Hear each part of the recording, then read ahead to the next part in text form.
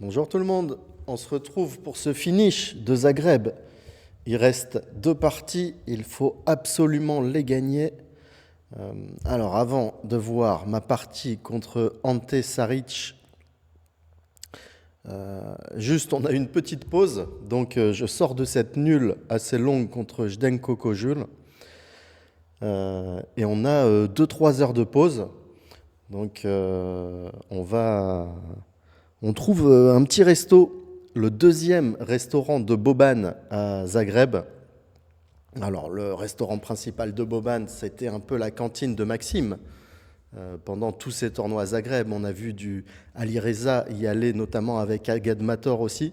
Et là, vraiment, à côté de la salle de jeu, son deuxième resto, c'était parfait. Et j'étais avec le fameux stunt. En parlant de ça, je vous invite à venir jouer tous les tournois, les rapides en France, c'est toujours super sympa.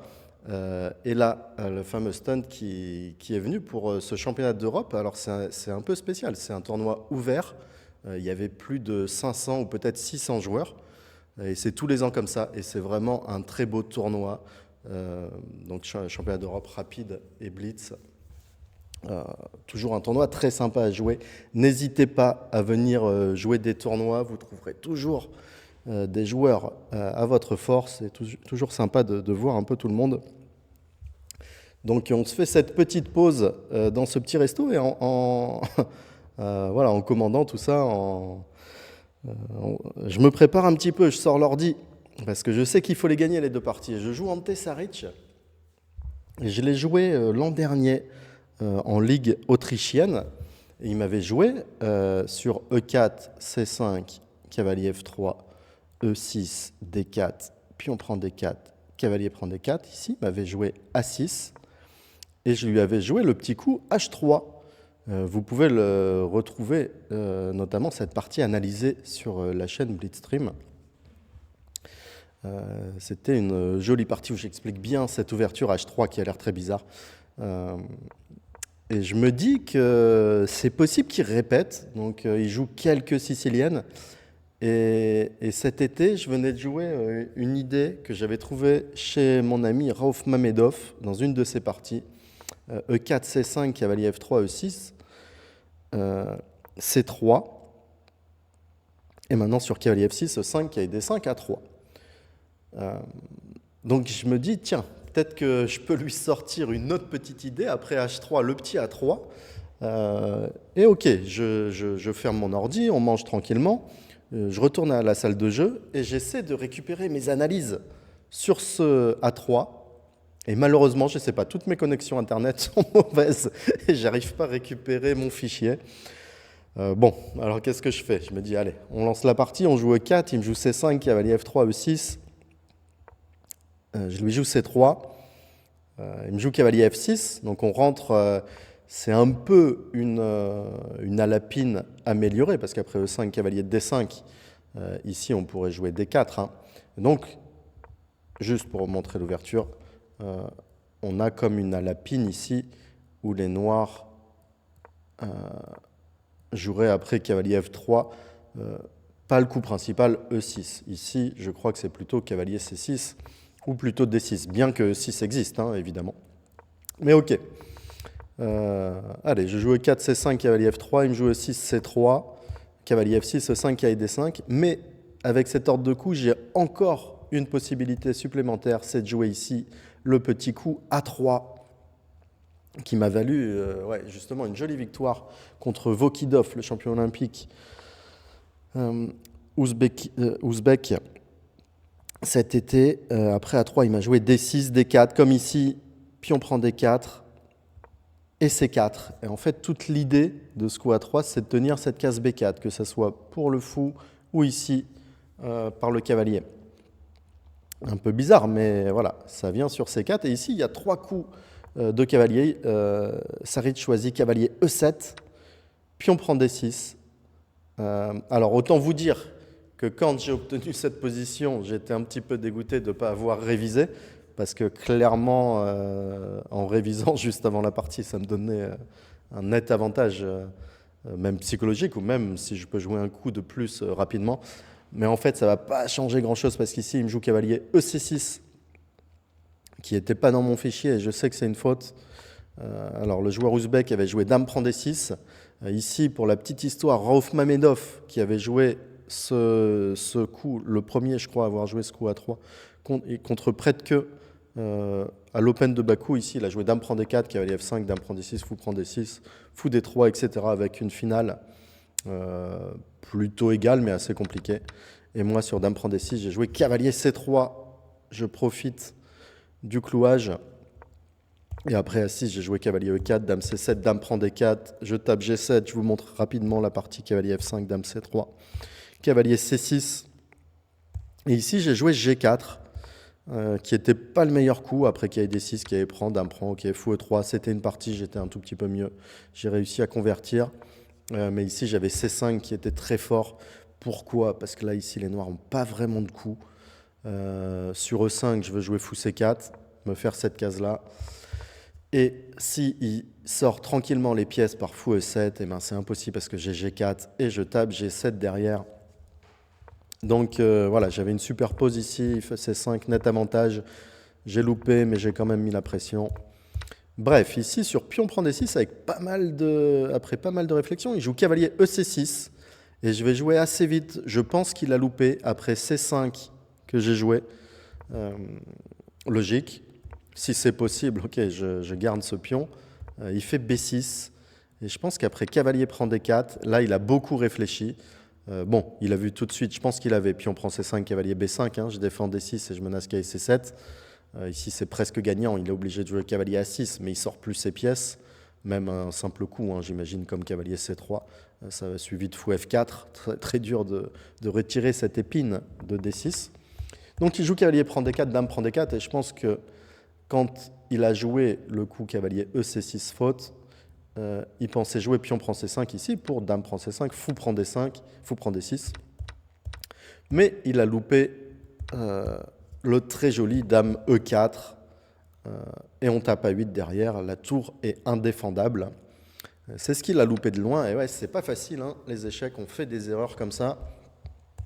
Mais ici, après pas mal de réflexion, il trouve le bon coup, cavalier C6. Très très bien joué. Bon, ici, peut-être je peux jouer Fou B5, mais après Fou D7, Fou prend C6, Fou prend C6, on voit qu'il a quand même des compensations, hein, sur case blanche. Et surtout, après B4, il a probablement Fou E7, c'est cloué et il sort en F6. Donc Fou B5, Fou D7, c'était un très bon coup. Ici, j'ai calculé Dame A4, mais ce n'est pas suffisant. Il peut jouer simplement Dame C8. Et là, on a une position vraiment compliquée. Il menace A6 pour me retirer voilà, de ce genre de clouage. Pour faire reculer mes pièces, ça devient vraiment compliqué. Donc après cavalier C6, je joue le bon coup Dame E4. Fou D7, encore le meilleur coup de défense. Ici, je choisis cavalier C3, le meilleur coup. Parce que Fou B5, il joue simplement tour C8. Et après Fou A6, au tout début, je me suis dit, tiens, il n'y a pas de tour C8 parce que je fais Fou A6, là, tour A8, il y a simplement Fou B7, mais ici, il joue juste tour B8 en fait. Et c'est pas si clair, j'ai encore peut-être un mini avantage après quelque chose comme ça. Mais on cherche quand même beaucoup plus avec les blancs. Et après Fou D7, donc je fais le bon coup, cavalier C3, puis on prend C5. Ici, je fais cavalier B5. Je trouve pas mieux que ça. Je me dis voilà, je me dis qu'après tour C8, je vais être mieux, mais pas tant que ça. J'espérais encore plus. Et ici, la douche froide, il me joue le très très bon F5. Alors, il a moins de 2 minutes à la pendule. Moi, j'ai plus de 10 minutes ici. Donc, je garde quand même une grosse avance. Et ouais, ce coup, je le loupe. Je m'attendais à tour C8. Et ici, j'étais en train de réfléchir entre Fou C4, qui au final est un très bon coup, ou le logique cavalier C7, tour prend, pion prend, Dame prend C7. Et ici, je voulais jouer Fou E3 pour éviter la sortie de ces pièces par cavalier D4, Fou C6. Et ça reste un peu mieux pour les blancs, mais c'est quand même compliqué. Et lui, il trouve le très bon F5. Mais je fais Dame E3 et Roi F7, encore un bon coup, Dame prend C5, tour C8. Bravo, hein, il fait une dizaine de coups quasi parfaits, hein, depuis sa faute cavalier EC6. Je fais Fou E3. Logique, il faut vraiment défendre cette dame. On va voir d'ailleurs qu'après Dame prend C5, ici, il avait peut-être A6 qui était plus fort que tour C8. Pourquoi? Ok, l'idée principale, c'est évidemment que cavalier C7 est injouable. Ici, dame prend C7, il n'y a que l'ouage, D prend C7, fou prend C5. Et sur cavalier A3, cavalier C3, pardon, ici il y a cavalier A5 qui est très fort. Je ne peux pas empêcher cavalier B3, dame B4, tu aurais tour B8. Avec une position compliquée, cavalier A5, il arrive en B3. On voit que le pion D6 va être perdu. Probablement après A6, j'aurais joué cavalier D4 et après cavalier prend D4, dame prend D4. Ici, il a le très fort dame F6. Et dans cette finale, après dame prend F6. Ici, G prend F6. Je ne peux pas conserver ce pion D6 et il a de bonnes chances de faire nul ici. Ouais, bah, il a joué quasiment à la perfection. Où j'ai loupé, moi, ouais, ça peut être une belle question. J'ai loupé un petit avantage, mais pas plus. Mais ici, il fait tour C8. Alors, toujours attention, hein, j'aurais jamais ces cavaliers C7, évidemment, comme on l'a vu. Sauf qu'après fou E3, je défends ma dame. Il fait dame F6. Et ici, un très bon coup pratique, dame C3. Pas le meilleur coup de l'ordi, mais très bon coup pratique.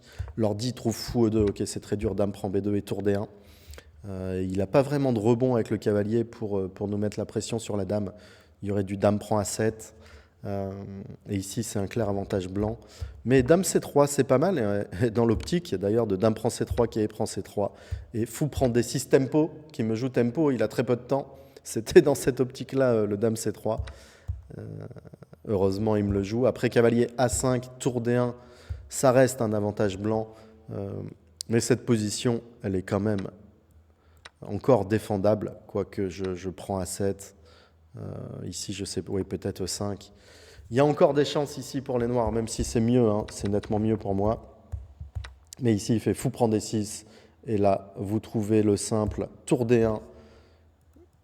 On tape les deux fous, roi E7 seul coup. Et fou G5, il ne peut plus défendre le fou. Et je gagne une pièce entière, roi 8, tour prend D6. Il abandonne. Et on se rapproche du podium. Va falloir gagner la dernière ronde. Un petit peu en coup de chance. Dernière ronde, je double les blancs contre Martyr-Ossian. Donc une victoire me donne la deuxième place. Je joue pour quelque chose encore. Première, ça va être compliqué parce que Sarana a un super départage et son adversaire aussi. Donc allez, je prends là pareil, hein, comme dans la partie d'avant, et cette fois, j'arrive à voir mes ouvertures. Donc je sais qu'il joue, je trouve probable qu'il va me jouer une berlinoise. Donc je révise vite, je regarde vite ce que j'ai sur un fichier pour mettre une petite pression. Je joue E4, E5, cavalier F3, cavalier C6, fou B5, cavalier F6, petit roc. Cavalier prend E4, D4, cavalier D6, fou prend C6, pion prend C6. Pion prend E5, je joue la finale, cavalier F5, dame prend D8, roi prend D8.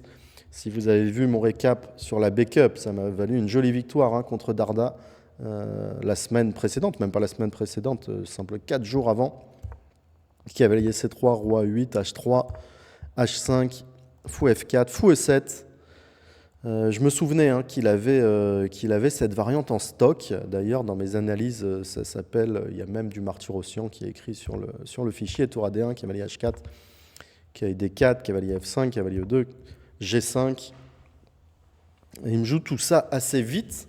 J'attendais quand même un peu plus de réflexion, mais ok, fou H2, ça j'avais, tour H6, tour Fe1, cavalier prend D4, cavalier prend D4. Est-ce que la prépa va payer? Fou D8, E6, que je joue assez rapidement, fou prend E6 et F4. Allez, j'espère que ça va passer, j'espère qu'il va réfléchir, mais il joue très vite encore. G prend F4, fou prend F4, tour G6. Il a dépensé même pas 5 minutes. Jusqu'ici, je lui joue B3. On pousse, on joue vite. Et ici, tour C8. Quasi tempo, ça m'a fait très mal. Tour C8, quasi tempo qui me fait très très mal. Et là, je réfléchis 5-7 minutes. J'essaie de trouver comment pousser. Cavalier prend E6, je finis par décider. Cavalier prend E6, tour prend E6, seul coup. Tour prend E6. Et ici, je propose nul parce que je ne trouve pas l'idée. Après, tour prend E6, pion prend E6. Tour E1, c'est ce que je calculais pendant 10 minutes. 3 F7, tour E5, H4, tour H5, je me suis dit ici, ça peut être mieux hein, si j'arrive à gratter ce pion, mais malheureusement, fou F6, évidemment pas roi G6, parce qu'ici j'aurais du tour H8 avec un net avantage, mais fou F6 est très fort, parce que tour H7, ici, je joue roi G6 très bien joué, et non pas fou G7, fou E5, où je vais avoir une finale quasi gagnante. Imaginez quelque chose comme ça, roi G2, roi G6, voilà, ce genre de finale avec le pion passé éloigné, même s'il a un pion de plus. Très difficile, probablement gagnant pour les blancs. Mais malheureusement, après tous les seuls coups, tour H7, roi G6, ici, je vois que même après tour prend C7, il peut jouer fou D4 échec. Et sur roi F1, il y a simplement tour F8. Ici, je vais en H1 d'ailleurs, la même chose. Et c'est moi qui suis en grande difficulté là. D'ailleurs, il peut même jouer tour prend, fou prend, roi F5. Ici, c'est peut-être un petit avantage blanc, mais le roi est tellement bien placé que même après G3, malgré mon pion passé éloigné, le roi est tellement central que la nulle va être facile à avoir. Mais ok, fou D4, ça règle le problème. J'essaie de réfléchir à tour D7, mais je vois que même un coup comme E5, j'aurai absolument aucune chance. Et je trouve pas, il me reste 3 minutes. Bon, je décide de proposer nul. Après, tour prend E6, malheureusement, l'ouverture a mal marché. Je vois aussi qu'après F prend E6, roi F2, fou F6 ici. Ok, G4, c'est ce que j'allais jouer. Mais après G, roi E7, je vois pas vraiment comment pousser pour l'avantage. J'en ai pas, hein, simplement. Après tour H1, on peut imaginer E5. Il va y avoir une belle case pour le roi, la tour en G8.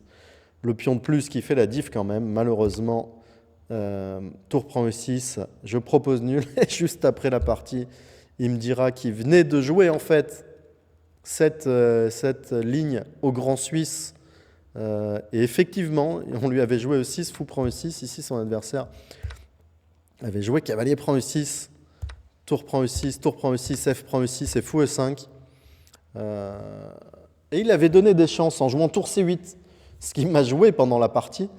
Au final, c'est pour ça qu'il me l'a joué ici si vite, ce tour C8. Dans la partie, ça donnait des petites chances aux blancs quand même, alors qu'il pouvait égaliser simplement ici par A5.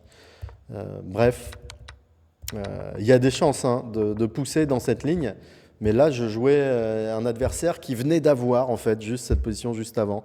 Donc la prépa n'a pas du tout marché.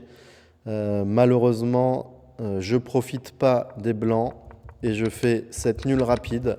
Résultat des courses, je termine, alors je regarde, j'ai noté le résultat, je termine 5e de ce rapide, ce qui est, bon, somme toute, pas si mal. Hein. C'était quand même un gros tournoi avec plus d'une cinquantaine de GMI, plus d'une vingtaine de 2006+. Très beau tournoi remporté par Sarana. Devant Martyrossian justement et Chopin que j'ai joué un peu plus tôt dans le tournoi. Ouais, on finit à la 5e place et puis on va essayer de s'accrocher pour le Blitz. En petit bilan, alors je regarde sur mon téléphone, j'ai noté pareil, je gagne au final, j'avais 2675 en partie rapide. Donc dans ce tournoi, je gagne 2 points. Ce qui est pas si mal parce que si on compare les Elo, moi j'avais un Elo de 2675 au lieu de 2683 en rapide, mais mes adversaires ils avaient bien 100 points Elo d'écart, donc ça fait vraiment une belle perf au final. Ils sont moins bien classés, les joueurs sont moins bien classés en général en rapide qu'en lent. D'ailleurs au niveau mondial, je gagne 2 points, ça m'amène à 2677 et je suis 29e mondial. En partie rapide. Donc c'est les cadences entre au-dessus de 10 minutes, entre plus ou moins 10 et 30 minutes par joueur. Au final, c'est mon meilleur classement mondial, hein, parce qu'avec mes 26,83 au 1er janvier, là, je suis 51e mondial. On va essayer d'aller chercher les 2007 en lent, les 2007 en rapide. Il manque 23 points. Je vais m'accrocher toute l'année, vous allez voir, il y a beaucoup de tournois. D'ailleurs, j'ai déjà signé pour jouer à Montendre les 24 et 25 février, si je ne dis pas de bêtises. Il y aura du Laurent Fraissinet, du Mathieu Cornette aussi. C'est un très beau festival entre Angoulême et Bordeaux. Donc si vous voulez nous rejoindre, n'hésitez pas, ça va être, c'est un beau, il y a du rapide et il y a du blitz. Et, ouais, et je pense que je vais jouer d'autres tournois dans la région. Et on va essayer cette année d'aller chercher les 2007 en lent et en rapide. Ça va pas être facile, mais voilà. Et là, on termine ce récap de Zagreb à la 5e place. Et il y a le tournoi de Blitz qui commence le lendemain. Donc, merci de mettre un petit pouce, de vous abonner si vous voulez voir la suite de ces beaux tournois. Et de mettre un petit commentaire, c'est toujours bien pour l'algo YouTube. Merci de me suivre et à bientôt. Ciao, ciao.